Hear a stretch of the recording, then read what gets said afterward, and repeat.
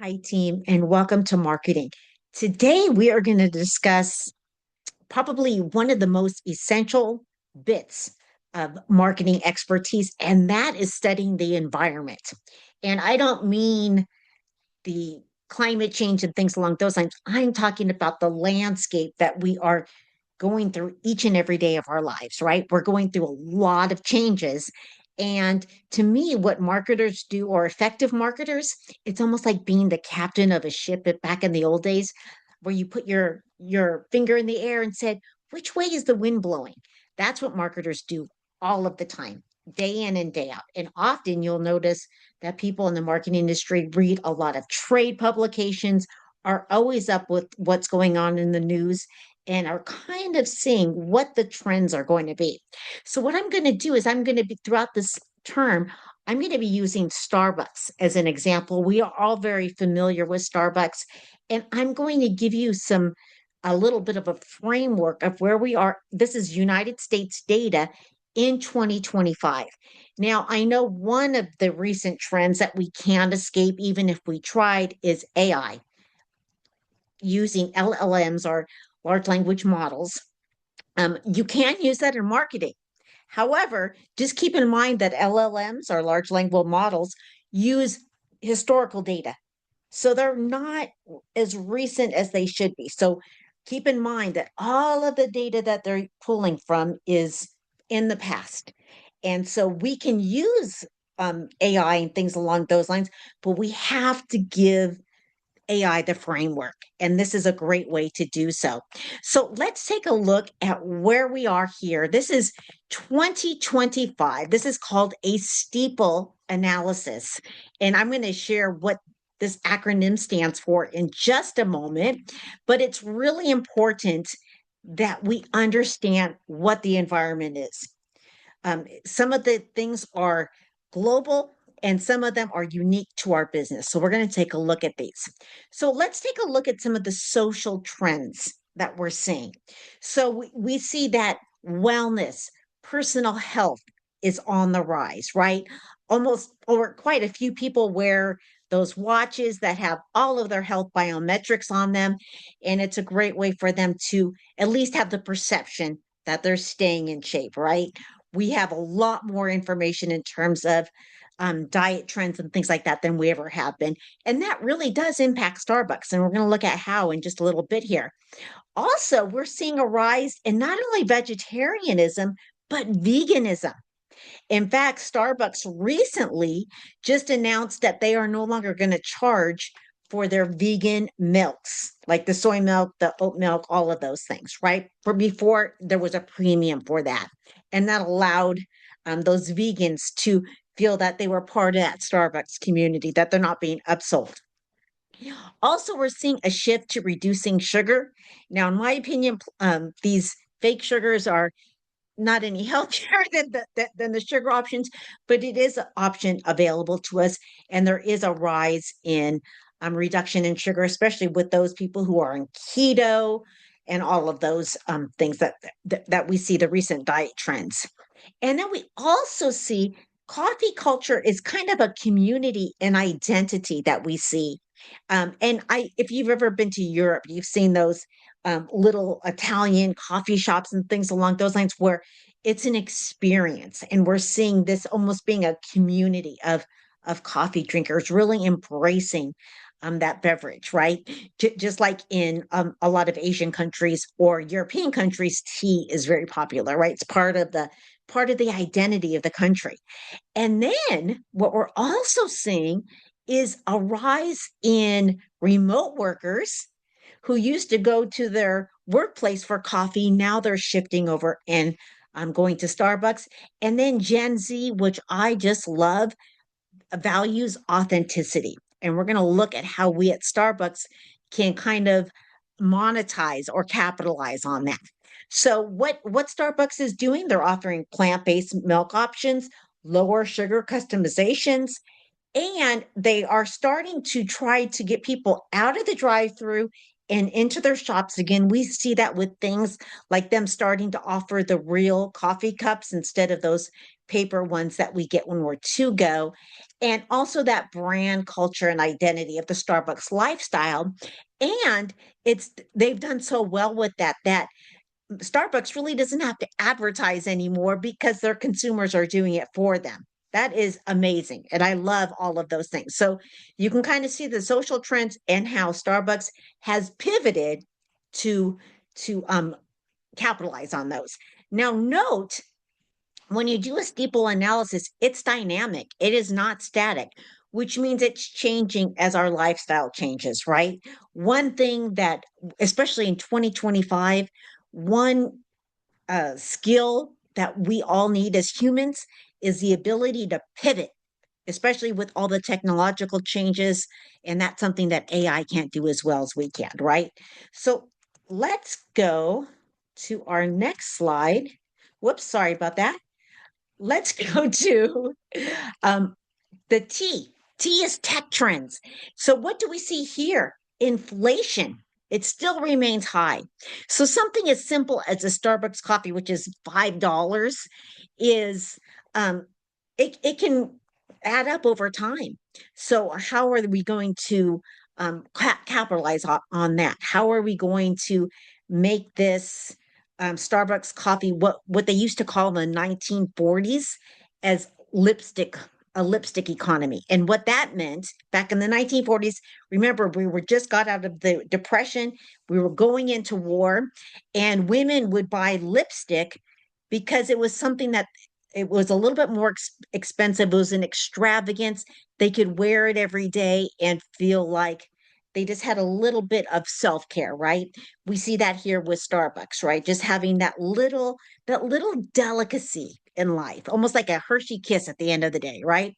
Then we have something called rising cost of food and labor. And we're going to talk about that in a little bit as well. We have our disposable income tightening. And one of the first things I can think of is let's cut that coffee budget.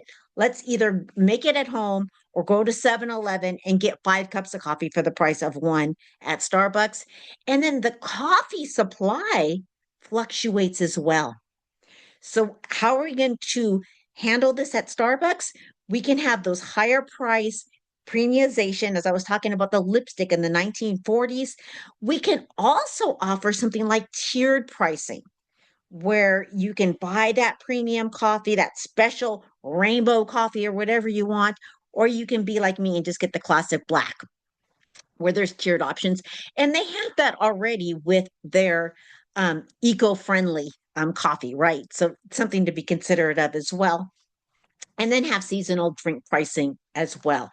Let's talk about environmental trends. That's in second E.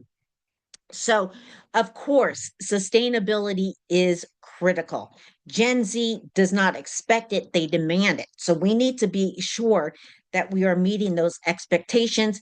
There's carbon neutral goals, anti single use plastics, where we want to reuse our products, ethical sourcing, climate changes, all of those things really impact Starbucks. Remember, coffee beans are not grown here in the United States. They're grown in farms, and both the chocolate industry and the coffee industry are infamous for exploiting the growers of those crops. So Starbucks has made it not only an awareness of that, but treating their farmers ethically. So we want to be considerate of those things as well. So what is Starbucks doing? They're having recyclable cups. You can bring your coffee mug in; they'll fill it for you, and they do have farm sustainability partnerships that they're really focused on as well. What I do like about Starbucks is not only do they talk the talk, but they walk the walk as well. So let's talk a little bit about political trends. We're seeing minimum wage changes, right? You know, McDonald's just started offering $20. We saw what happened as a result of that. And what we're seeing at Starbucks, which breaks my heart, is a lot of unionization. I've always thought that Starbucks treated their employees very fairly, but I can understand the the the problems that these baristas are having. You know, 5 in the morning, people are just rushing in, rushing in. They feel like they're understaffed. People are very deliberate about their coffee choices. And if they don't get what they ask for, they can be a little upsetting. And then we have global sourcing regulations as well. So, what is Starbucks doing? They are doing some union negotiations and doing what they can to their non union staff so their employees feel like they are treated fairly. Happy employees equals happy customers, right? And then we always have to be considerate of our store labor cost. One thing that I really appreciate about Starbucks is they haven't technological technologized everything. Yes, you can order from their app, but in when you go into the Starbucks locations, you feel like you're going to be treated like a human, right? So those are some things we want to be considerate of. So STEEP. Now we're at L. Legal. What's going on legal? So we have labor law compliance that we have to deal with. Union organization rules, and dealing with a union is not fun. I've had to do it. I'm part of a union right now, and it can be frustrating at times. We have food safety laws, federal safety laws, and then at the state level as well that we have to be in compliance with. We have privacy laws in terms of customer data, especially when they're using our app, and of course, our website. Everything that we have within our facility needs to be ADA compliant. It needs to meet or exceed the American Disabilities Act. So Starbucks has always done a great job. So we want to make sure that they maintain that.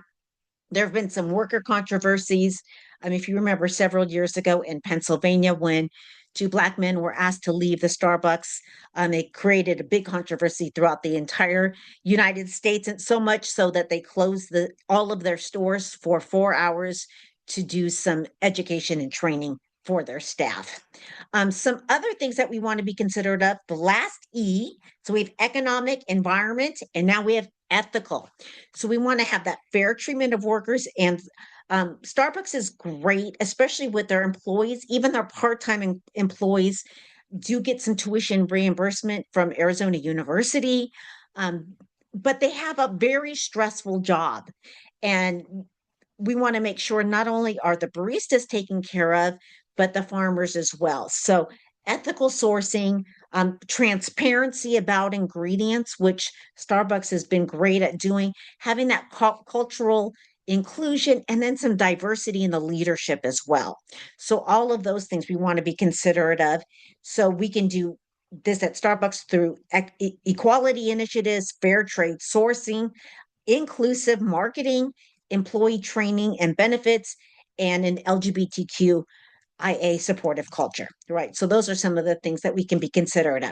Ooh, this is not a very pretty slide, but this is just a synopsis, like a little synopsis of all of those things that I just covered, some of the key points and some of the outcomes for Starbucks. So you can see the importance of really recognizing where our climate is, our political, legal, ethical climate, and how we can pivot to reflect that as well. Because our goal is to satisfy our customers, right? So, socially, we're going to take this to the next level. When we talk about marketing for a company, we have the strengths and weakness, which is unique within Starbucks. And then we have opportunities and threats, which not only impact Starbucks, but all of the coffee makers, all of the entire coffee industry in general. So, socially, opportunities. We can expand our community workplace, and so many people are working remote, and we can introduce more plant-based items since we know that there are more vegans out there. Some threats that we have, there is a big trend to get away from corporate and into those mom and pop coffee shops. So that would be a threat that Starbucks is going to really have to consider in the future. Technically, we have AI to personalize your menu. Tell me based on what I've ordered in the past, what I should order in the future. Do those add-ons and things along those lines. Starbucks app is a loyalty powerhouse. Loyal customers equal happy customers. There is just a common um, formula that 20% of our customers make up about 80% of our sales and profits. So that 80-20 rule really stands. Some of our threats is the increasing need for cybersecurity, privacy protection. Starbucks is in the coffee business, not in the tech business. So they really need to make sure that they have that taken care of. I remember about 10 years ago, it was near Black Friday. Target was the first huge company that got cyber attacked. And it took them years to recover from that. In fact, there's some people that still won't use their Target Red Card as a result of that. So let's talk about some economic things that we need to be considerate of as well. So economically, how can we at Starbucks deal with present economy? Offer value drink days. If I was Starbucks, I would have a happy hour from 3 to 5, coffee drinks half off. Because when they're buying coffee, they're like, oh, I ate lunch 3 hours ago. I'm not going to eat dinner for another 3 hours. Let me grab a snack while I'm at it, right? And then adapt menus to that price sensitivity. So you could even have something special during the day. You could do what I would do, is that happy hour. All of those things would be great initiatives for Starbucks. Some of the threats: there's McDonald's, Dunkin' Donuts. I will tell you, I'd much rather have a 7-Eleven coffee than a Starbucks coffee. Just because it's cheaper. To me, it tastes the same. But I'm not a big coffee connoisseur, so I may be in the minority there. Let's talk about the environment, some of the opportunities that we have there. Maybe with some more climate friendly menu items, since Gen Z not only requests it, but demands it. And, consumer goodwill, brand reputation. Those are some things that we can um, capitalize on as well. And Howard Schultz, they keep on bringing him back as CEO just to kind of give a big overview of where our next steps are going to be. It seems it's easy to get caught in that day-to-day stuff, and he kind of shifts us back into line there. And then some of the threats: coffee bean supply chain risk due to climate change, right? There's just less coffee growers out there that we can work with. Let's talk about politically what we can do. Sustainability is a big trend that we can continue to um, capitalize on. And then, of course, threats politically is unions. Union is um, a big hurdle for Starbucks to face. Legally, the biggest one I can think of is the ADA compliance. You do not want to be out of ADA compliance, not just because it is illegal, but it's unethical as well. And not you're going to deal with that legal pressure, but the cost of the social goodwill is going to cost you even more than the legal fine would cost you. So just be considerate of that as well. And then a threat is the increase in minimum wage that Starbucks has to not only meet but exceed in order to keep those great baristas. And then last but not least, I'm going to end it here: ethically. So, really focus on that ethical brand position. Starbucks prides itself on sourcing ethically. So they really need to capitalize and share that information with others. If I was in Starbucks' position, I would probably have like a little thing on my website called Meet the Growers. I might even have on when they buy all the coffee beans, like what farm that came from, just to put a face with a name, to really build that community there. And then the threats, of course: labor, unions, and the like. So that's something that we need to be considerate of. I hope this helped. I will share with you in the future how you can take the steeple analysis and then use ChatGPT to help you with your pricing and things along those lines. But remember, large language models, historical. So do not rely on them for marketing, because they're in the past and we're looking for the future, right? So take care, have a wonderful day, and I will see you next week.